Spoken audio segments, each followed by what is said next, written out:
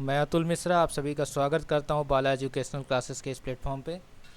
और ये चूँकि आपकी आगामी आने वाली जो पीसीएस एग्ज़ाम है वो काफ़ी नज़दीक है। ठीक है, 12 तारीख को आपका पीसीएस का एग्ज़ाम है, तो आपको एक क्विक रिवीजन के लिए ये वीडियो है। और ये वीडियो दो पार्ट में होगी। पार्ट 1 आज है, पार्ट 2 कल आएगा। आप इसको एक बार सुन लीजिए, जिसमें सभी इम्पॉर्टेंट फैक्ट्स है जो आपके एग्ज़ाम से रिलेटेड बहुत ही इम्पॉर्टेंट है। ठीक है, जिससे आपका एक क्विक रिवीजन हो सके। ठीक, तो चलिए बिना लेट किए स्टार्ट किया जाता है। सबसे पहले हम पढ़ेंगे भारत का संवैधानिक विकास।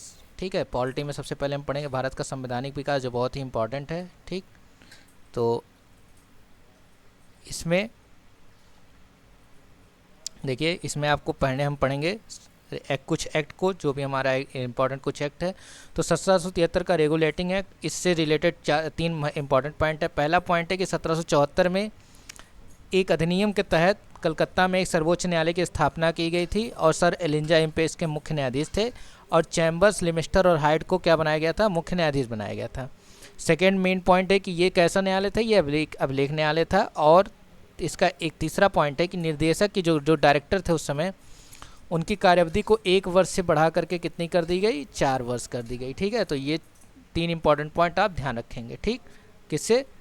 1773 के रेगुलेटिंग एक्ट से। फिर उसके बाद अगला जो इम्पॉर्टेंट एक्ट है वो है 1784 का पिट्स इंडिया एक्ट, 1784 का पिट्स इंडिया एक्ट। इसमें भी चार इंपॉर्टेंट पॉइंट है। पहला पॉइंट है कि जो कंपनी के व्यापारिक और राजनीतिक क्रियाएं थी, उन क्रियाकलापों को अलग कर दिया गया। ठीक है, उन क्रियाकलापों को इनको अलग कर दिया गया कि राजनीतिक क्रियाकलाप अलग और व्यापारिक अलग। राजनीतिक क्रियाकलापों पर उनको नियंत्रण करने के लिए और उनका उनको रेगुलेट करने के लिए और उनको पर्यवेक्षण करने के लिए, यानी देख रेख करने के लिए एक 6 सदस्यीय नियंत्रक मंडल की स्थापना की गई। गवर्नर जनरल की परिषद।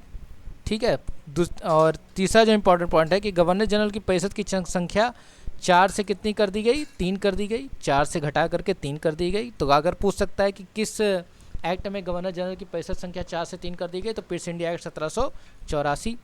कंपनी के कर्मचारियों पे ये कई बार पूछा गया एग्जाम में, कंपनी के कर्मचारियों को उपहार लेने पर प्रतिबंध लगा दिया गया। ठीक है, तो ये ध्यान रखिएगा। फिर हमारा आता है 1813 का चार्टर एक्ट। ये भी बहुत इंपॉर्टेंट है। 1813 का चार्टर एक्ट, इसमें क्या था? इसमें पहली बार ईसाई मिशनरियों को भारत में धर्म प्रचार करने की आज्ञा दी गई थी। ठीक, कंपनी के व्यापारिक एकाधिकार को समाप्त, जो कंपनी का व्यापारिक एकाधिकार है उसको समाप्त करके ब्रिटिश जनों को व्यापार करने का अधिकार प्रदान किया गया था। और चीन के साथ कंपनी का व्यापारिक एकाधिकार बना रहा। यानी कहने का मतलब है कि जो भी ब्रिटिश के जो अन्य व्यापारी थे, जो कंपनी से जुड़े नहीं थे, वो भी भारत में व्यापार कर सकते हैं। लेकिन जो चीन के साथ चाय का व्यापार था, उस पर केवल कंपनी के कर्मचारी ही व्यापार उनसे कर सकते हैं। भारतीयों की शिक्षा पर प्रतिवर्ष खर्च करने के लिए 1 लाख रुपए तक का बजट बनाया गया। ठीक है, तो ये चीज़ें थी। फिर आता है हमारा 1833 का चार्टर एक्ट। इससे भी कई प्रावधान लिए गए, जैसे बंगाल का जो गवर्नर जनरल था उसको संपूर्ण भारत का गवर्नर जनरल कहा जाने लगा। और इससे देश की शासन की प्रणाली में क्या हुआ? केंद्रीयकरण हुआ। साफ परिषद गवर्नर जनरल को पूरे भारत के लिए कानून बनाने का अधिकार प्रदान किया गया। ठीक है, मतलब गवर्नर जनरल और उसकी काउंसिल मिल करके पूरे भारत के लिए, ठीक है, पूरे भारत के लिए क्या बनाती थी? लॉ बनाती थी, नियम बना सकती थी, कानून बना सकती थी।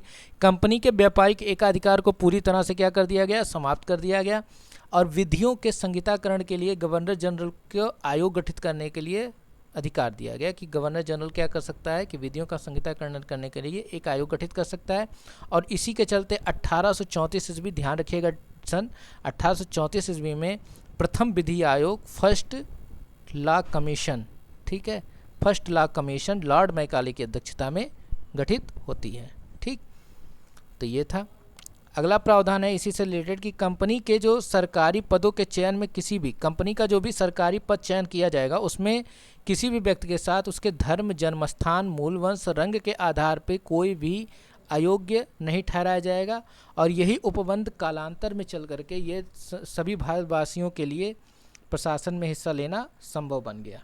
ठीक है, और आपको पता है ये हमारे संविधान में भी जुड़ा हुआ है कि धर्म, मूल, वंश, जाति, लिंग, जन्म स्थान के आधार पर विभेद नहीं किया जाएगा। ठीक है, तो ये आपका है। ठीक, ये आर्टिकल 15। ठीक है, भारतीय परिषद अधिनियम। अब ये देखिए अगला जो है 1892 भारत परिषद अधिनियम।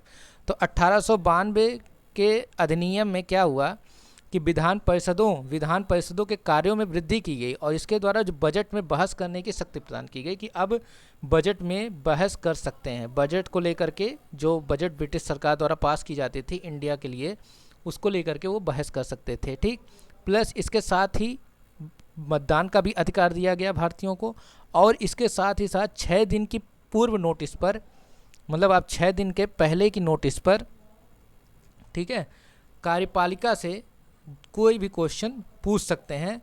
लेकिन वो क्वेश्चन कैसे होंगे? वो क्वेश्चन पूरक क्वेश्चन नहीं होंगे, यानी सरकार बद्ध नहीं है कि उन क्वेश्चन का आंसर देना ही देना, वो सरकार सोचेगी। ठीक है, तो इस तरह से ये अधिकार दिया गया।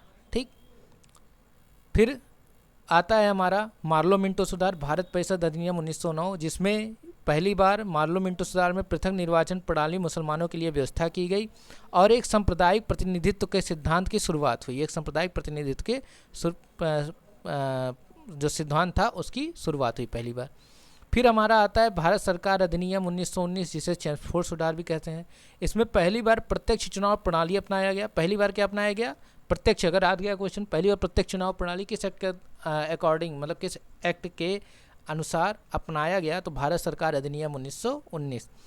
दूसरी बात है कि प्रांतों में जो द्वैध शासन की शुरुआत की गई, प्रांतों में क्या की गई? द्वैध शासन की शुरुआत की गई और सांप्रदायिक आधार पर, ठीक है, यानी जातीय आधार पर या सांप्रदायिक आधार पर कहें, संप्रदाय के आधार पर निर्वाचन प्रणाली की शुरुआत करते हुए इसमें पहले तो मुस्लिम जुड़े थे, मुस्लिम के बाद इसमें सिख भी जोड़े गए। ठीक, उसके साथ साथ आपके ईसाई भी जोड़े गए। ठीक है, और उसके साथ साथ आपके एंग्लो जो इंडियन थे उनके लिए भी व्यवस्था की गई। ठीक, और उसके साथ साथ जो अन्य यूरोपियन लोग थे, जैसे पुर्तगाली जो आए थे, जो भी आपके फ्रांसीसी आए थे, ठीक है, डच आए थे, उन सब के लिए भी ये व्यवस्था की गई। ठीक, इसी एक्ट में, किसमें? 1919 वाले में ही, ठीक है, 1919 वाले में ही सबसे पहले द्विसदनात्मक विधायिका की स्थापना की गई। इस अधिनियम के द्वारा, इसी एक्ट में, ठीक है, इसी एक्ट में, इस अधिनियम के द्वारा एक लोक सेवा आयोग, ठीक है, लोक सेवा आयोग का गठन किया गया। लोक सेवा आयोग का गठन किया गया। ठीक है, और ये गठन कब किया गया? ये गठन किया गया 1922 में। ठीक है, और किसकी अनुशंसा पे किया गया? तो एक बनाया गया था इसके लिए ली आयोग। क्या बनाया गया था? ली आयोग बनाया गया था, जिसकी अनुशंसा पर गठित किया गया। और 1922 में ही, ध्यान दीजिएगा, 1922 में ही पहली बार भारत में सिविल सेवा, ICS, इंडियन सिविल सर्विसेज, ठीक है, इंडियन सिविल सेवा की परीक्षा आयोजित की गई भारत में ही। ठीक, इससे पहले कहाँ पे देना जाना होता था? ब्रिटेन में, लंदन में। ठीक है, अब देखिए भारत सरकार अधिनियम 1935, ये भी बहुत इंपॉर्टेंट है। भारत सरकार अधिनियम 1935 में क्या किया गया कि प्रांतों में जो द्वैध शासन था उसको समाप्त कर दिया गया और इसकी जगह पे केंद्र में द्वैध शासन स्थापित किया गया, मतलब चालू किया गया। और इससे क्या हो गया? इससे क्या हुआ? अखिल भारतीय संघ की स्थापना हुई। अखिल भारतीय और संघ की स्थापना हुई। ठीक है, तो ये चीज़ ध्यान रखिएगा। और इसके साथ ही साथ 1 अक्टूबर 1937 को एक संघीय न्यायालय की स्थापना की गई। संघीय न्यायालय यानी आप कह सकते हैं कि जो दिल्ली में सुप्रीम कोर्ट की स्थापना हुई वो यही है। ठीक है, तो स्थापना हुई और इस अधिनियम के प्रावधानों के अनुरूप 1937 में, एक ध्यान और रखिएगा, 1937 में ही, ठीक, 1937 में ही इंडो बर्मा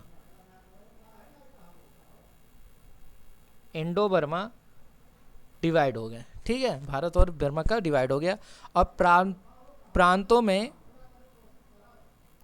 प्रांतों में स्वायत्त शासन की स्थापना की गई। प्रांतों में जो थी वो स्वायत्त शासन की स्थापना की गई, प्रांतों में स्वायत्त शासन की स्थापना की गई और यह अधिनियम भारतीय संविधान का प्रमुख स्रोत बना। ये भी ध्यान रखिएगा कि प्रमुख स्रोत बना और इसी अधिनियम के द्वारा केंद्र और राज्य जो संबंध है केंद्र और प्रांतों में रिलेशन स्थापित किया गया। ठीक है, तो ये आपके प्रमुख प्रावधान थे इसके। अब आते हैं आगे पढ़ते हैं, देखिए आगे पढ़ते हैं हम संविधान सभा और संविधान निर्मात्री प्रक्रिया क्या थी। ये अगला टॉपिक है आपका संविधान निर्माण और संविधान निर्मात्री प्रक्रिया। तो इसमें क्या करते हैं कि इसमें क्या है कि भारतीय संविधान सभा ने सर्वप्रथम भारतीयों के लिए संविधान सर्वप्रथम जो मांग की गई थी वो 1934 में की गई थी। 1934 में की गई थी किसके द्वारा? स्वराज पार्टी के द्वारा। तो यह आएगा कभी क्वेश्चन कि किसके द्वारा? तो स्वराज पार्टी के द्वारा। फिर औपचारिक रूप से जो मांग की गई थी, ठीक है, वो संविधान सभा में इसका प्रतिपादन जिसने किया था वो किया था एम.एन. रॉय ने। किसने किया था? एम.एन. रॉय ने। ठीक, ये चीज़ ध्यान रखिएगा। फिर इसको उद्देशिका में संविधान निर्माण का जो प्रस्ताव एक निर्वाचित संविधान सभा द्वारा भारत के जो संविधान निर्माण का प्रस्ताव रखा गया था वो किस में रखा गया था? Cripps mission 1942। ये ध्यान रखिएगा, क्रिप्स मिशन 1942। अब जब ये रखा गया तो 1946 में फिर कैबिनेट मिशन आया। आपको पता होगा 1946 में क्या आया? कैबिनेट मिशन आया। अब 24 मार्च 1946 को यह मिशन भारत पहुंचा और इसमें 3 सदस्य थे, Stafford Cripps, Lord Pethick Lawrence और ए.बी. अलेक्जेंडर। ठीक है, यहाँ पे वो किससे रिलेटेड है ये दिया हुआ है, तो ध्यान ये भी पढ़ लीजिएगा। व्यापार बोर्ड के अध्यक्ष थे क्रिप्स, पैथिक लॉरेंस भारत सचिव थे और ए.बी. अलेक्जेंडर नौसेना मंडली के अध्यक्ष थे। फिर यहाँ पे देखिए भारतीय संविधान सभा का प्रतिनिधित्व किस आधार पर किया गया था? तो भारतीय संविधान ये निर्वाचन के आधार पर इसका गठन किया गया था। ठीक है, और संविधान सभा का गठन प्रांतीय विधानसभाओं, देशी रियासतों के प्रतिनिधियों द्वारा किया गया था। ठीक, ये लाइन ध्यान रखिएगा। जो संविधान सभा है उसका जो गठन किया गया था वो प्रांतीय विधानसभाओं तथा देशी रियासतों के प्रतिनिधि द्वारा किया गया था और इसमें प्रांतीय विधानसभा सदस्यों द्वारा संविधान के सदस्यों का चुनाव अप्रत्यक्ष निर्वाचन प्रणाली के द्वारा किया गया था। ठीक है, अप्रत्यक्ष निर्वाचन प्रणाली के द्वारा किया गया था। अब यहाँ पे जो अप्रत्यक्ष निर्वाचन, अब यहाँ पे देखिए यहाँ पे कैंडिडेट मतलब प्रांतों में जो प्रतिनिधि चुने गए वो जनसंख्या के आधार पर उनको बांटा गया, यानी 10 लाख की जनसंख्या पे प्रत्येक प्रांत में एक प्रतिनिधि। तो मान लीजिए अगर उस समय यूपी की अगर जनसंख्या अगर 60 लाख रही होगी तो 60 लाख का मतलब 6 प्रतिनिधि यूपी से निकल के आएंगे। ठीक है, एमपी की अगर 40 लाख रही होगी तो 4 प्रतिनिधि निकल के आएंगे। तो इस तरह सा था। ठीक है, फिर अब जब ये संविधान सभा हुआ, सब कुछ हुआ, तो फिर अंतरिम सरकार का गठन किया गया। किसका गठन किया गया? अंतरिम सरकार। तो अंतरिम सरकार का गठन कब हुआ था? 1946 में हुआ था। अब देखो कैबिनेट मिशन की योजना के तहत 1 अगस्त 1946 को लॉर्ड बेवेल ने कांग्रेस के अध्यक्ष, उस समय 1 अगस्त 1946 को कांग्रेस का अध्यक्ष कौन था? लॉर्ड बेवेल ने जवाहरलाल नेहरू को अंतरिम सरकार के गठन के लिए निमंत्रण के लिए बुलाया। ठीक, 1 अगस्त को बुलाया। 24 अगस्त को नेहरू जी पहुंचे और उन्होंने प्रथम अंतरीय राष्ट्रीय सरकार की घोषणा की गई कि ये लोग रहेंगे। ठीक है, और 2 सितंबर 1946 को पंडित जवाहरलाल नेहरू के नेतृत्व में एक अंतरिम सरकार गठित हो गया। ठीक, अब ध्यान दीजिएगा जब ये सब गठन हुआ तो उस समय मुस्लिम लीग नहीं था। ठीक है, तो 26 अक्टूबर 1946 को फिर जा करके 26 अक्टूबर 1946, डेट पूछ याद रखिएगा, 26 अक्टूबर 1946 को मुस्लिम लीग भी सरकार में शामिल हो गया, शुरुआत में नहीं था। ठीक, आइए देख लेते हैं कौन कौन से सदस्य थे। तो देखिए अंतरिम सरकार जो गठित हुई थी, ठीक, उसमें अध्यक्ष वायसराय थे, अध्यक्ष थे लॉर्ड बेवेल। ठीक है, समझ लीजिए एक तरह से यही प्रेसिडेंट है। ठीक, और जवाहरलाल नेहरू उस समय विदेश मामलों के राष्ट्रमंडल के मतलब मंत्री थे, उस समय मिनिस्टर थे। वल्लभ भाई पटेल को गृह और सूचना और प्रसारण मंत्रालय मिला था। डॉक्टर जॉन मथाई को उद्योग और आपूर्ति विभाग मिला था। C.S. भाभा को कार्य, खान और बंदरगाह, ठीक है, ये इसका पद मिला था। और राजेंद्र प्रसाद के अंडर में खाद्य एवं कृषि मंत्रालय आया था। जगजीवन राम के अंडर में श्रम मंत्रालय आया था। अरुणा आसफ अली के अंडर में रेलवे एवं परिवहन मंत्रालय आया था। जबकि पहले जो हमारे रक्षा मंत्री हुए थे वो सरदार बलदेव सिंह हुए थे और पहले शिक्षा मंत्री C. राजगोपालचारी हुए थे। और इधर से ये जो नीचे 5 दिख रहे हैं, लियाकत अली खां जिनको वित्त विभाग मिला था, IV चुंद्रीगर जिनको वाणिज्य विभाग मिला था, अब्दुल रब निस्तार जिनको संचार विभाग मिला था, जोगेंद्र नाथ मंडल इनको विधि आयोग मिला था, और गजानफर अली खान जिनको स्वास्थ्य एजेंसी, ये सब मुस्लिम लीग से थे। ठीक है, तो मुस्लिम लीग के इन सदस्यों का नाम भी याद रखिएगा, पूछ सकता है। लियाकत अली खान वित्त, इनको आई चुंद्रीगर वाणिज्य से, अब्दुल रब निस्तार संचार से, जोगिंदर नाथ मंडल विधि से, और गजनाफर अली खान स्वास्थ्य से। अगला चलते हैं, फिर संविधान सभा के बारे में पढ़ लेते हैं। संविधान सभा क्या थी? संविधान सभा एक बहुदलीय निकाय थी। संविधान सभा में सदस्यों का चुनाव प्रांतीय विधानसभा के सदस्यों द्वारा अप्रत्यक्ष निर्वाचन के आधार पर हुआ था, और कर, संपत्ति और शैक्षणिक योग्यता के आधार पर इनको मताधिकार प्रदान किया गया था। सभी लोगों को नहीं ऐसा किया गया था, लेकिन कुछ लोगों को मताधिकार प्रदान किया गया था। अब देखो यहाँ पे सदस्य हैं। संविधान सभा में कुल सदस्य संख्या 389 थी, जिसमें ब्रिटिश प्रांत के 292 सदस्य थे, देशी रियासतों के 93 सदस्य थे, और कमिश्नरी क्षेत्रों के 4 सदस्य थे। ठीक है, ये चीज़ें मेन जो आपको ध्यान रखना है। महिला सदस्य 15 थी, अनुसूचित जाति सदस्य संविधान सभा में 26 थे, और अनुसूचित जनजाति ये 33 थे, यानी SC 26 और ST कितने थे? 33 थे। अब संविधान सभा की जो पहली बैठक हुई थी वो हुई थी 9 दिसंबर 1946 को। इसमें कुल 11 अधिवेशन हुए थे। 12वां जो लास्ट अधिवेशन हुआ था, ठीक है, यहाँ पे देखिएगा, अभी आएगा। हाँ, संविधान सभा के यहाँ पे देखिएगा दिया हुआ है आपका कि कुल एक तो इसको संविधान बनने में 2 साल 11 महीना 18 दिन लगे थे, 18 दिन लगे थे। ठीक है, और इस दौरान कुल 11 अधिवेशन हुए थे, और 26 नवंबर 1949 को 11वां अधिवेशन आपका हुआ था। और संविधान सभा का जो अंतिम बैठक हुआ था वो 24 जनवरी को हुआ था, जिसको हम कहते हैं 12वां अधिवेशन। 12वां अधिवेशन 24 जनवरी को हुआ था। संविधान सभा के जो अस्थायी अध्यक्ष पहले थे वो थे डॉक्टर सच्चिदानंद सिन्हा, जो कि वरिष्ठतम सदस्य थे, इसलिए उनको अस्थायी अध्यक्ष चुना गया था संविधान सभा में, और HC मुखर्जी इसके उपाध्यक्ष थे। ठीक, बाद में जाकर के इसके स्थायी अध्यक्ष डॉक्टर राजेंद्र प्रसाद हुए। ठीक है, इसके स्थायी अध्यक्ष हुए। और इस प्रकार भारतीय संविधान सभा में वो भारतीय संविधान निर्माण के जो संवैधानिक सलाहकार हैं वो BN राव हैं, बेनेगल राव। ठीक है, BN राव नाम याद रखेंगे। और 26 नवंबर 1949 को संविधान को अंगीकृत किया गया, अधिनियमित किया गया और आत्मर्पित किया गया। ठीक है, भारत की स्वतंत्रता के उपरांत महात्मा गांधी ने यह सुझाव दिया था कि भारतीय राष्ट्रीय कांग्रेस को एक राजनीतिक दल के रूप में भंग कर देना चाहिए। ग्रेनविल ऑस्टिन ने कहा था कि संविधान सभा कांग्रेस थी और कांग्रेस भारत थी। तो ये आपके इंपॉर्टेंट पॉइंट थे, इनको याद रखिएगा। अब यहाँ पे हम कुछ पढ़ते हैं। संविधान सभा में शामिल कुछ महिलाएं, इंपॉर्टेंट महिलाएं। ठीक है, तो इसमें देखिए, इसमें सुचिता कृपलानी का नाम मिलेगा आपको, विजय लक्ष्मी पंडित का नाम मिलेगा, पूर्णिमा बनर्जी, कमला चौधरी, बेगम एजाज रसूल, राजकुमारी अमृता कौर, ठीक है, सरोजनी नायडू, हंसा मेहता, जी दुर्गाबाई, दक्षयानी बेलायुधन, मालती चौधरी, अम्मू स्वामीनाथन, रेणुका राय, लीना राय और एनी मस्करीन, ये 15 सदस्य थीं जो संविधान सभा में सम्मिलित थी। संविधान निर्मात्री समिति और उसके अध्यक्षों की बात करें तो संघ संविधान समिति के अध्यक्ष डॉक्टर जवाहरलाल नेहरू थे, जहाँ भी संघ दिखेगा जवाहरलाल नेहरू। प्रांतीय जितने भी संविधान समिति दिखेंगे उसमें सरदार वल्लभ भाई पटेल। मूल अधिकार और अल्पसंख्यक समिति के भी सरदार वल्लभ भाई पटेल। ठीक, अब यहाँ पे देखिए, अल्पसंख्यक के अगर उप समिति की बात हो जाएगी तो SC मुखर्जी, मूल अधिकार के उप समिति की बात हो जाएगी तो JB कृपलानी, जबकि संघ समिति के जवाहरलाल नेहरू यहाँ भी दिखेंगे आपको। कार्य संचालन समिति के KM मुंशी दिखेंगे, राज्य समिति के भी जवाहरलाल नेहरू दिखेंगे, और जितने भी ऐसी समितियाँ जैसे झंडा समिति, रियासत समिति, संचालन समिति या नियम समिति, इसके डॉक्टर राजेंद्र प्रसाद थे। ठीक है, तो ये है आपका। एक इम्पॉर्टेंट और समिति सबसे इम्पॉर्टेंट है जो इस संविधान के निर्माण में सबसे बड़ी इसकी भूमिका थी, प्रारूप समिति।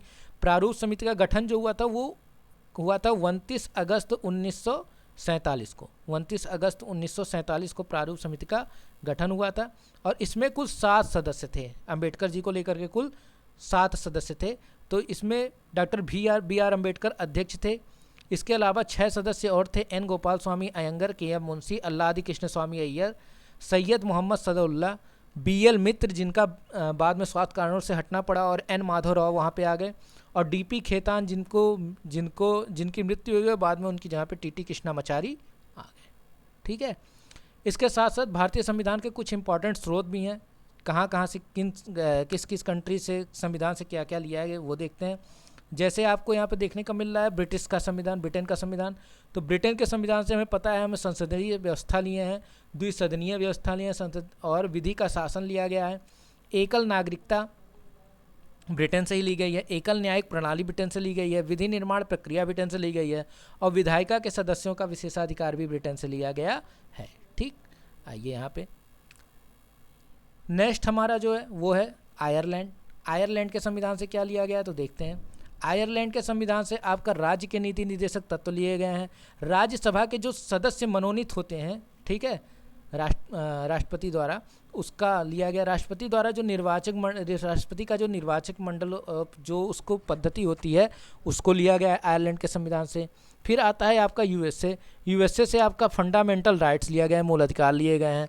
और उसके साथ आपका प्रियम्बल का जो थॉट है, जो हम भारत के लोग हैं वो उद्देश्य का विचार लिया गया है। राष्ट्रपति पर जो महाभियोग की प्रक्रिया चलाई जाती है, ठीक है, उसको हमने यूएसए से लिया है। जो हमारी स्वतंत्र न्यायपालिका जुडिशरी है उसको हमने यूएसए से ग्रहण किया है, ठीक है, यूएसए की प्रक्रिया से ही। और न्यायिक पुनर्विलोकन का सिद्धांत ये भी यूएसए से ही लिया है। जो हमारी पीआईएल होती है, लोक जनहित याचिका, इसको संयुक्त राज्य अमेरिका के संविधान से लिया गया है। उपराष्ट्रपति का पद हमारे संविधान में जो है वो भी संयुक्त राज्य अमेरिका के संविधान से लिया गया है।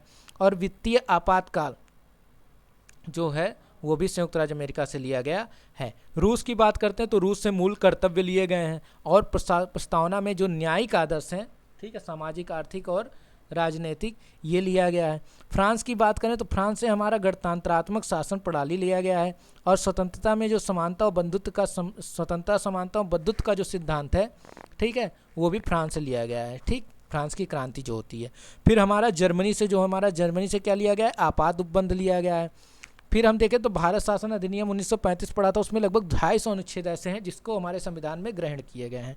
ठीक है, तो आगे चलते हैं, आगे देखते हैं। तो यहाँ पे आपको दिखेगा ऑस्ट्रेलिया से, ठीक है, ऑस्ट्रेलिया से प्रस्तावना की भाषा ली गई है, संवर्ती सूची ली गई है, केंद्र राज्य संबंध लिया गया है और सदनों की संयुक्त बैठक ली गई है। ठीक है, कनाडा से बात करें तो कनाडा से क्या, संघीय शासन प्रणाली लिया गया है, सशक्त केंद्र लिया गया है, राज्यपाल की नियुक्ति और अवशिष्ट शक्तियों का सिद्धांत लिया गया है। जापान से विधि द्वारा स्थापित प्रक्रिया ली गई है। और दक्षिण अफ्रीका से बात करें तो संविधान संशोधन और राज्यसभा के सदस्यों का निर्वाचन लिया गया है। ठीक, अब यहाँ पे हम देखेंगे संविधान के कुछ इम्पॉर्टेंट भाग, ठीक है, कुछ नहीं, सारे इम्पॉर्टेंट भाग, चूँकि पता है मूल संविधान में कितने भाग थे, मूल संविधान में 22 भाग थे। ठीक है, आज भी 22 भाग में वर्तमान में दिखेंगे, लेकिन चूँकि कुछ जगह पे आपको 25 भी लिख जाएंगे तो वो संविधान संशोधन के बाद ऐड हुए कुछ चीज़ों को भाग के रूप में दिखाया जाता है। ठीक है, जैसे 9A हो गया, 9B हो गया, 14A हो गया, इन सबको। ठीक, तो उसको हम पढ़ेंगे, अभी बताएंगे उसको एग्जाम में अगर ऐसे आए तो क्या करना होगा आपको। ठीक है, यह बता ही देते हैं। जैसे अगर एग्जाम में आपका सबसे पहले 22 दिख रहा है कि कितने भाग है तो 22 पे क्लिक कीजिए, भले 25 हो उसमें, लेकिन अगर 22 नहीं हो 25 दिख रहा है तो 25 पे मारिए। ठीक है, तो आपका वो होगा। ठीक, लेकिन अगर 22 दिख रहा है तो 22 को प्रेफर करिए। अब देखिए भाग एक किससे रिलेटेड है भारतीय संविधान का, तो संघ और उसका राज्य क्षेत्र, किस आर्टिकल से, आर्टिकल 1 से आर्टिकल 4। भाग 2 आपका किससे रिलेटेड है, ये नागरिकता से रिलेटेड है, जो अनुच्छेद 5 से 11। भाग 3 किससे रिलेटेड है, मौलिक अधिकार फंडामेंटल राइट से रिलेटेड है, जो आपको संविधान में आर्टिकल 12 से लेकर के, यानी राज्य की परिभाषा से लेकर के आर्टिकल 35 तक देखने को मिलेगा। फिर भाग 4 आपको देखेंगे राज्य के नीति निर्देशक तत्व, तो राज्य के जो नीति निर्देशक तत्व हैं वो आपको आर्टिकल 36 से 51 में देखने को मिलेंगे। फिर आप भाग 4 का में देखेंगे, उसमें मौलिक कर्तव्य हैं, अनुच्छेद 51 में ही एक उपखंड बनाया गया है का, उसी में मौलिक कर्तव्यों को जोड़ा गया है। फिर भाग 5 में आप देखेंगे संघ से रिलेटेड जो हमारे सारे प्रावधान हैं वो आपको मिलना स्टार्ट हो जाएंगे, जैसे राष्ट्रपति, उपराष्ट्रपति, लेखा महानिरीक्षक, ठीक है, कैग वगैरह, ये सब आपको दिखने को मिल जाएंगे।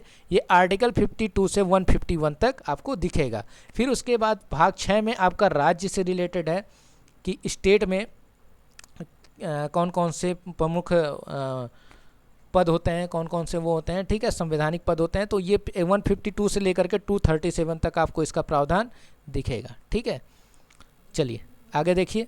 भाग 7 को चूंकि देखिए भाग 7 को अब हटा दिया गया है, उसमें से कई खंड निश्चित कर दिए गए हैं। और ये कब किया गया था ये भी ध्यान रखिएगा, ये 7वां जो कॉन्स्टिट्यूशन अमेंडमेंट है 1956 में किया गया, उसमें हटाया गया। ठीक है, तो भाग 7 पे ये ध्यान दीजिएगा। भाग 8 में देखिए, भाग 8 में संघ राज्य क्षेत्र, ठीक, या केंद्र राज्य संबंध जो भी आप पर संघ राज्य क्षेत्र जो भी है वो चालू हो जाता है। ये 239 से लेकर के 242 तक। ठीक, संघ राज्य क्षेत्र का मतलब है यूटी जो आप कहते हैं, ठीक है, उससे रिलेटेड है। भाग 9 ये स्थानीय स्वशासन आपकी चालू हो जाएंगी, जैसे पंचायतें हो गई तो सबसे पहले पंचायतें आएंगी। ठीक, ये आपको पता है कि 72वां संविधान संशोधन और 73वां संविधान संशोधन के द्वारा जुड़ा गया था पंचायत नगर पालिका। तो आपको नगर पालिका देखने को मिलेगा आर्टिकल 243 से 243 जे तक। फिर भाग 9 का में आपको कुछ सहकारी समितियां देखने को मिलेंगी। ठीक है, भाग 10 में आपको देखने को मिलेगा अनुसूचित जाति और जनजातीय क्षेत्र 244 का, जिसमें मतलब वहाँ के लिए अलग से नियम बनाने का, वहाँ के कानून बनाने का प्रावधान सेंट्रल को होता है। ठीक है, केंद्र को होता है, तो उससे रिलेटेड आपको देखने को मिलेगा। भाग 11 आपको देखने को मिलेगा कि संघ और राज्यों के मध्य संबंध। ठीक है, फिर भाग 12 आपको देखने को मिलेगा वित्त संपत्ति और समुदाय और बाद अनुच्छेद 264 और 300 का। ठीक, भाग 13 में आपको देखने को मिलेगा कि भारत के संघ राज्य क्षेत्र के बीच व्यापार वाणिज्यिक समागम अनुच्छेद 301 307। फिर भाग 14 इंपॉर्टेंट हो जाता है क्योंकि उसमें संघ और राज्य के अधीन जो भी आपकी सेवाएं होती है, यानी कह सकते हैं आप अखिल भारतीय सेवाएं भी 300 वाट से लेकर के आर्टिकल 323 तक उसमें देखने को मिलेगा।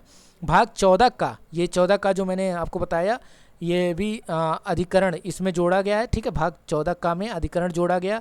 ये 323 आर्टिकल 323 का से 323 खा में देखने को मिलेगा। भाग 15 में आपका निर्वाचन आयोग आ जाता है 324 आर्टिकल 324 से 329 तक। भाग 16 में आपका कुछ वर्गों के संबंध में विशेष उपबंध आ जाते हैं 330 से 342 का में। भाग 17 की बात करें तो आपका राजभाषा आ जाता है, राजभाषा। ठीक है, इसमें हिंदी वगैरह और इंग्लिश इन सब के लेकर के प्रावधान है अनुच्छेद 343 से 351 तक। भाग 18 में आपका आपात उपबंध आ जाता है। ठीक है, 3 प्रकार के आपात होते हैं, आपको उसको पढ़ेंगे आर्टिकल 352 360 तक। भाग 19 में आपका प्रकीर्ण आ जाता है। भाग 20 में आपका संविधान संशोधन जो आ जाता है, जो आप 368 में पढ़ेंगे।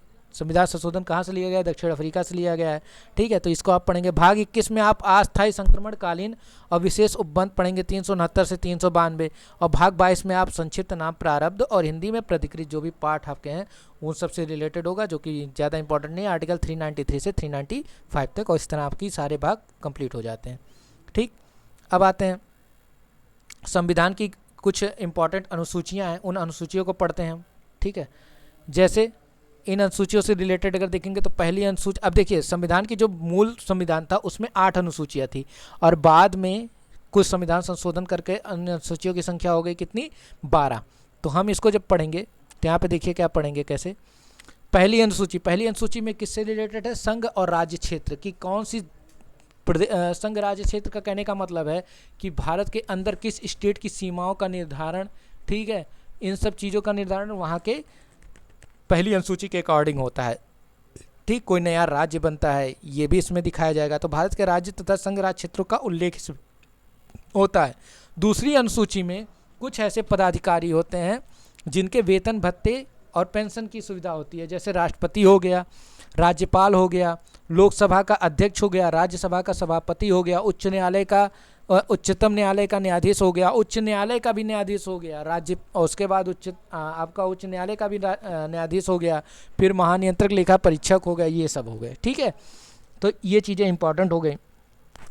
और इसमें देखिए उपराष्ट्रपति इसलिए नहीं लेते हैं उपराष्ट्रपति को, क्योंकि उसको ऑलरेडी उसको जो वेतन भत्ते मिलते हैं वो लोकसभा अध्यक्ष के पद के लिए मिलते हैं, ना कि राष्ट्रपति के पद के लिए। तीसरी अनुसूची की बात करें तो इसमें इन्हीं सब के लिए शपथ और प्रतिज्ञान की बात की गई है। चौथी अनुसूची में हमारा जो भी राज्यसभा में जो प्रतिनिधित्व होता है, यानी राज्यसभा में जो सीटों का आवंटन होता है प्रत्येक स्टेट को या राज्यों को, उसके बारे में प्रावधान किया गया है।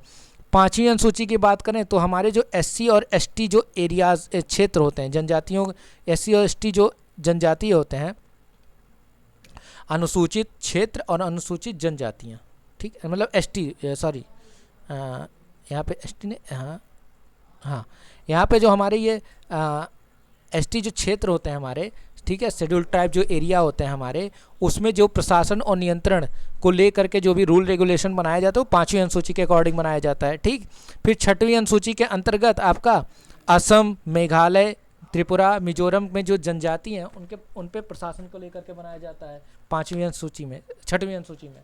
7वीं अनुसूची में 7वीं अनुसूची में आपको पता है कि 3 प्रकार की सूचियां आती हैं जिनको संघ और राज्यों के मध्य शक्तियों में उनको विभाजित किया जाता है। इसमें आपकी संघ सूची देखने को मिलेगी, राज्य सूची देखने को मिलेगी और समवर्ती सूची देखने को मिलेगी। 8वीं जो सूची है उसमें वो भाषाओं से रिलेटेड है कि भारत की जो 14 मूल भाषाएं थी और वर्तमान में कितनी हो गई हैं, 22 हो गई हैं, ये ध्यान रखिएगा। 9वीं अनुसूची आपका रिलेटेड किससे है, ये आपका कुछ अधिनियम और विनियम को विधिमान्यकरण किया गया है, ठीक है, मतलब उन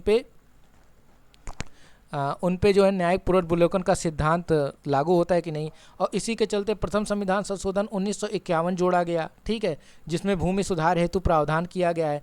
10वीं अनुसूची ये देखेंगे आप तो इसमें दल बदल के आधार पर निर्भरता को बंद किया गया है। और इसी में 10वीं अनुसूची आपको किससे जोड़ी गई थी, ये जोड़ी गई थी 52वां जो संविधान संशोधन हुआ था 1985 में, उससे जोड़ी गई थी। 11वीं अनुसूची की बात करें तो 11वीं अनुसूची आपका 73वां संविधान संशोधन, 11वीं अनुसूची आपका 73वां संविधान संशोधन 1992 में जोड़ी गई, ठीक, जो कि पंचायतों से रिलेटेड है। और 74वीं जो अनुसूची है ये भी आपका 1992 में नगर पालिका जो स्थानीय स्वशासन की इकाई है उसको जोड़ा गया इसमें, ठीक है। फिर आपकी जो 7वीं अनुसूची थी उससे रिलेटेड जो इंपॉर्टेंट विषय हैं उनको देख लेते हैं। जैसे संघ सूची में कौन कौन से विषय हैं, तो जितने जो भी हमारा रक्षा होता है, डिफेंस का मामला, हमारे जो फॉरेन मामले होते हैं, हमारी जो नागरिकता सिटीजनशिप से रिलेटेड मामले होते हैं, जो भी कम्युनिकेशन यानी संचार रिलेटेड जो मामले होते हैं, एटम से यानी एटॉमिक जो एनर्जी होती है हमारी, परमाणु ऊर्जा से रिलेटेड मामले, बीमा से रिलेटेड मामले, शेयर बाजार, बंदरगाह, बैंक, जनगणना, आयकर, निगम कर यानी जितने भी टैक्सेस होते हैं, रेलवे, डाक और खनिज प्रत्यर्पण, ये सब किसमें, संघ सूची के विषय हैं। राज्य सूची के विषय में लोक व्यवस्था, पुलिस, भूमि, कृषि, लोक स्वास्थ्य, सिंचाई, गैस, मेला, पशुपालन, कारागार, ठीक, स्थानीय स्वशासन जैसे पंचायतें, नगर पालिकाएँ, शराब पे जैसे ठेके शराब के वितरण का, भू राजस्व प्रणाली, भू राजस्व जैसे चकबंदी वगैरह, ये सब, कृषि, आयकर, आय पर कर, रेलवे, पुलिस बल, ये सब हमारे राज्य सूची के विषय आ गए। समवर्ती सूची की बात करें, समवर्ती सूची का मतलब ये होता है कि केंद्र और राज्य दोनों मिल करके इस पे कानून बना सकते हैं, लेकिन मोस्टली अगर दोनों के कानूनों के बीच कॉन्फ्लिक्ट होता है तो वहाँ पे केंद्र सरकार की जो कानून है उसको एवज प्रदान किया जाता है, यानी वो अग्रणी रखा जाता है। तो इसमें जो आता है आपका, इसमें शिक्षा आपको देखने को मिलेगा, ये समवर्ती सूची का विषय है। वन आपका समवर्ती सूची का विषय है। जनसंख्या नियंत्रण यानी पॉपुलेशन कंट्रोल ये आपका समवर्ती सूची का विषय है। विवाह आपका समवर्ती सूची का विषय है। तलाक समवर्ती का है।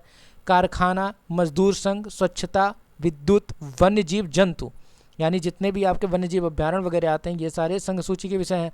और आर्थिक और सामाजिक योजनाएं भी आपकी संघ सूची के विषय हैं, ठीक। चलिए अब हम यहाँ पढ़ेंगे उद्देशिका या प्रस्तावना। उद्देशिका, ठीक है, उद्देशिका या प्रस्तावना ये बहुत इंपॉर्टेंट है, ठीक। आगामी आने वाली जबकि आपके और भी जो एग्जाम है जैसे यूपीएसआई वगैरह हो गए, ठीक है, यूपी SSC रिलेटेड, इन सब में भी इससे काफ़ी क्वेश्चन आपको देखने को मिलेंगे, तो ध्यान से वीडियो को पूरा देखिएगा। अब जैसे देखिए उद्देशिका से रिलेटेड ये है कि जो उस समय उद्देशिका जो थी वो एक तरह से देखा जाए तो जवाहरलाल नेहरू ने 13 दिसंबर 1946 को 1946 को इसको प्रस्तुत किया था, ठीक है। और 22 जनवरी 1947 को इसको उद्देशिका यानी प्रस्तावना के रूप में भारतीय संविधान के उद्देशिका के रूप में इसको जोड़ दिया गया, प्रस्तावना के रूप में जोड़ दिया गया, ठीक। अब इसमें देखिए शुरुआत में उद्देशिका जो जोड़ी गई थी उसमें 3 शब्द नहीं थे। कौन कौन से नहीं थे? समाजवादी, पंथ निरपेक्ष और अखंडता। तो 1976 में 1976 में 42वां संविधान संशोधन होता है, ठीक है, कॉन्स्टिट्यूशन अमेंडमेंट होता है, 42वां संविधान संशोधन 1976। ये जानते हैं ये 42वां संविधान संशोधन को एक मिनी संविधान भी कहा जाता है क्योंकि इसमें काफ़ी कुछ संशोधन हुआ, ठीक। तो उसमें से एक संशोधन इंपॉर्टेंट संशोधन था ये जो प्रस्तावना में हुआ कि 3 शब्द जोड़े गए, समाजवादी और पंथ निरपेक्ष और अखंडता को जोड़ा गया, ठीक। और जब ये जोड़ा गया तो इससे रिलेटेड 2 इम्पॉर्टेंट वाद हैं, इनको पढ़ना भी इम्पॉर्टेंट है। पहला वाद है बेरुवारी केस 1960, ठीक है, जिसमें सुप्रीम कोर्ट ने कहा कि उद्देशिका जो होती है वो संविधान का अंग नहीं है। और फिर उसी के बाद 13 साल बाद एक और वाद होता है, वाद का मतलब केस होता है एक, केशवानंद भारती बनाम केरल राज्य, जिसमें कहा गया जिसमें ये कहा गया कि उद्देशिका संविधान का एक भाग है, लेकिन उद्देशिका में संशोधन किया जा सकता है, लेकिन कब तक उद्देशिका में संशोधन तब तक के लिए मान्य होगा जब तक वो मूल ढांचे को प्रभावित नहीं करती है। ठीक है, यानी इस तरह से कैसे, और लेकिन एक प्रावधान होता है कि जो उद्देशिका है वो नॉन जस्टिएबल है, यानी न्याय योग्य नहीं है, यानी वाद योग्य नहीं है, और इसके आधार पर कोई भी निर्णय नहीं दिया जा सकता है।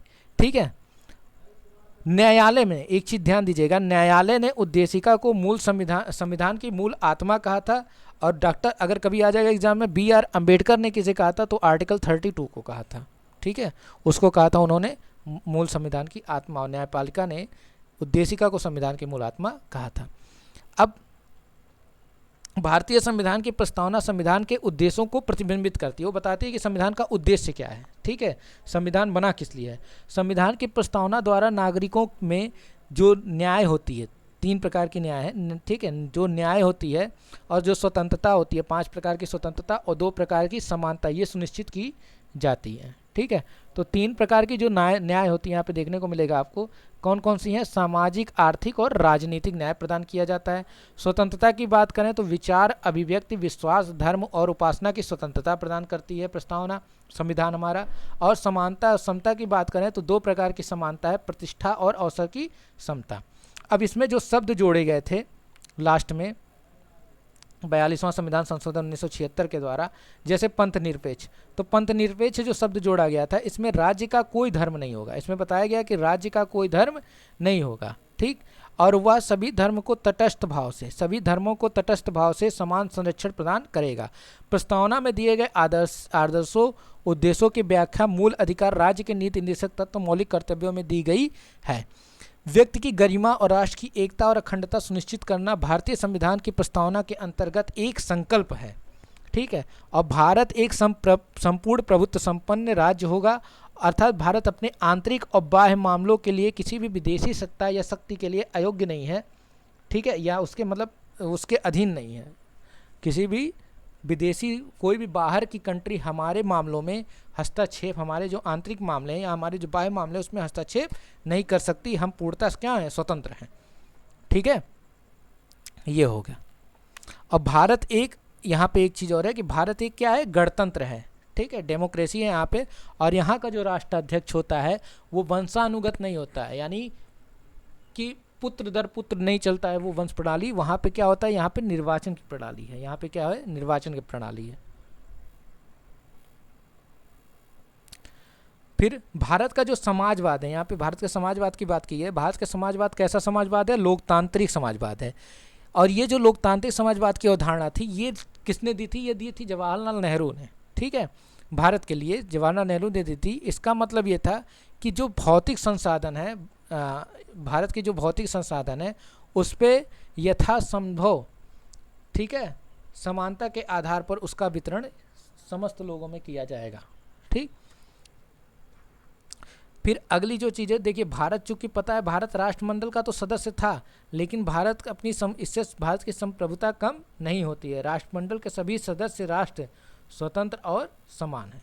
ठीक है, अब अगला हम पढ़ते हैं शासन प्रणाली। भारत में शासन प्रणाली कैसी थी, तो भारत में जो भारत जो था उसमें जो आधुनिक लोकतांत्रिक सरकारें संसदीय सरकारें और अध्यात्मात्मक सरकारों में वर्गीकृत करते हैं। ठीक है, आधुनिक लोकतांत्रिक सरकार में।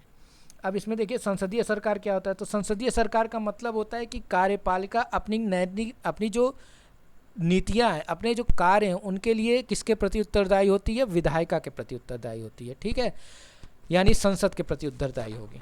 ठीक, जो कार्यपालिका होगी। जो संसदीय सरकार को कैबिनेट सरकार का उत्तरदायी सरकार भी कहा जाता है। भारत में भी यही व्यवस्था अपनाया गया है। ठीक, सर्वप्रथम जो संसदीय सरकार की जो अवधारणा थी वो आई थी ब्रिटेन से, वो ब्रिटेन में परिलक्षित हुई। और यहाँ पर राष्ट्रपति का औपचारिक प्रमुख मात्र बस होता है। राष्ट्रपति जो होता है वो शासन का औपचारिक प्रमुख मात्र होता है, यानी बस एक दिखावी चेहरा कि ये राष्ट्र का शासनाध्यक्ष है। बाकी सारा काम क्या है, वो लोकतांत्रिक सरकार कर रही है, संसदीय सरकार सारा काम करती है, सारी शक्तियाँ उसके पास होती हैं। अध्यक्षात्मक बात करें, अध्यक्षात्मक सरकार में बात करें तो उसमें सेम उसी का उल्टा होगा। कार्यपालिका की जो नीतियाँ और कार्य होंगे वो पूरी तरह से विधायिका के प्रति उत्तरदायी नहीं होंगे। और इसमें जो गैर संसदीय और गैर उत्तरदायी व्यवस्था इसको कहा जाता है, इसको गैर संसदीय या गैर उत्तरदायी व्यवस्था कहा जाता है। ठीक, भारतीय शासन प्रणाली में शासन की संचालन संविधान के प्रावधानों के अनुरूप होता है और भारत में विधि का शासन होता है। भारतीय संविधान ना तो पूर्णतः संघात्मक है और ना ही पूर्णतः एकात्मक है, यानी वो कैसा है, अर्धसंघात्मक है। गॉडविन ऑस्टिन के अनुसार ये बताया गया, ये भी ध्यान रखिएगा, गॉडविन ऑस्टिन ने कहा है कि भारत का संविधान सहकारी परिसंघीय संविधान है। केसी हुयर का कहना है कि भारत का संविधान कैसा है, अर्धसंघीय है। भारतीय संविधान में कल्याणकारी, समाजवादी, राज्य, राजनीतिक समानता और पंथ निरपेक्षता, लोकतंत्रात्मक, गणराज्य आदि दर्शनों को आत्मसात किया गया। ये सारे दर्शन देखने को मिलेंगे। और कल्याणकारी राज्य का दर्शन, राज्य के नीति निर्देशक संविधान, ये क्वेश्चन पूछा हुआ है, कई बार पूछा है यूपीपीसीएस में भी, कि कल्याणकारी राज्य का जो दर्शन है वो किसमें परिलक्षित है, तो मूल अधिकार, राज्य के नीति निर्देशक सिद्धांत, मूल कर्तव्य या प्रस्तावना दिया गया, तो किसमें दिया गया है, राज्य के नीति निर्देशक तत्वों में दिया गया है। ठीक है, और यहाँ पे देखिए भारतीय संविधान कैसा संविधान है, ये कठोर है, नम्य है, दोनों का मिश्रण है। ये अंशतः कठोर है और अंशतः लचीला है। ब्रिटिश संसद लिखित संविधान के अभाव में संप्रभु निकाय है, मतलब ब्रिटिश संसद जो है उसमें लिखित संविधान नहीं है, जबकि भारतीय संविधान की शक्तियाँ और कार्यप्रणाली संविधान की सीमाओं के अधीन है। अनुच्छेद 300 के अनुसार भारत सरकार का कानूनी नाम द यूनियन ऑफ इंडिया है। भारत का संविधान एक संघीय प्रणाली का प्रावधान करता है। ठीक है, क्योंकि केंद्र और राज्यों के मध्य जो शक्तियों का स्पष्ट विभाजन इसमें दिखाया गया है, और यहाँ पूर्ण संघ नहीं है, यानी ये अर्धसंघ है। डॉक्टर BR अम्बेडकर ने भी कहा है कि संविधान की संघात्मकता के तंग ढांचे में नहीं ढाला गया है। ठीक, अब ये कुछ इंपॉर्टेंट प्रतीक हैं, ये कब अपनाए गए ये इंपॉर्टेंट बनता है। तो जैसे राष्ट्रीय ध्वज को अपनाया गया 22 जुलाई 1947 को स्वीकृत किया गया। राष्ट्रगान को अपनाया गया 24 जनवरी 1950 को, राष्ट्रगीत को भी 24 जनवरी 1950 को अपनाया गया। ठीक, राष्ट्रीय मुद्रा जो हमारी थी वो 15 जुलाई 2010 को, जो ये रा, जिसको डी उदय कुमार ने वो किया था, सिंबल किया था, ये एक IITian थे, ये सिंबल को अपनाया गया था। राष्ट्रीय पुष्प कमल के रूप में, ठीक है, इसको अपनाया गया। राष्ट्रीय नदी गंगा को, और राष्ट्रीय पंचांग जो शक संवत पर आधारित है 22 मार्च 1957 से माना गया है। ठीक है, तो इसके आगे हम लोग कल कंटिन्यू करेंगे। ठीक, थैंक यू सो मच। मुझे लगता है कि 3 वीडियो बनानी पड़ेगी, वरना वीडियो बहुत लंबी हो जाएगी और आप लोग बोर होंगे। तो आज के लिए इतना ही, मिलते हैं नेक्स्ट वीडियो में। ठीक है, पॉलिटी के ये 3 वीडियो आएंगे और बैक टू बैक आएंगे, कल 2 वीडियो आएगा। ठीक है, तो आप लोग देख लीजिएगा इसको। बाकी ये UPSI वाले और SSC CGL ये सारे एग्ज़ाम के लिए, कॉम्पिटिटिव एग्ज़ाम के लिए इंपॉर्टेंट है। ठीक है, अगर आपको वीडियो अच्छी लगी हो तो like, share and subscribe please. ठीक, थैंक यू सो मच।